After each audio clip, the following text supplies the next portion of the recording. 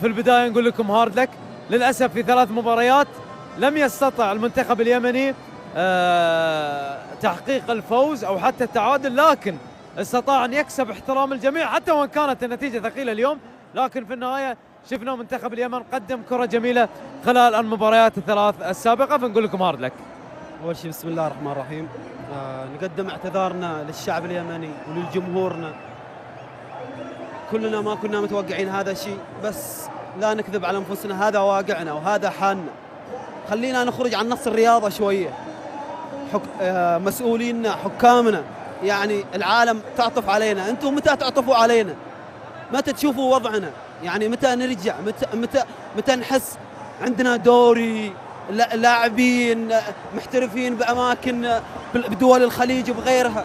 يعني والله تعبنا من هذا الحال.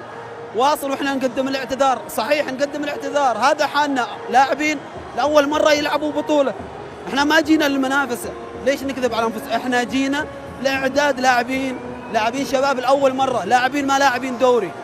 لهذا نقدم اعتذارنا لجمهورنا. حاولنا نسعدكم، حاولنا نقدم شيء ولو بسيط لإسعادكم، بس الحمد لله هذا واقعنا وهذا حالنا.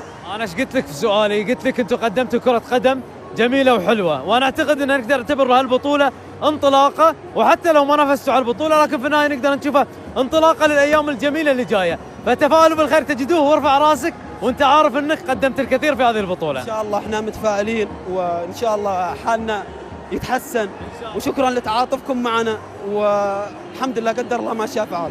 احنا واحد في النهاية وهارد لك وامتعتونا، وللأسف بنشوفكم برا البطولة، لكن ان شاء الله القادم دائما يكون افضل. ناصر الله يعطيك العافية. الله يعافيك حبيبي. اشوف ابتسامتك.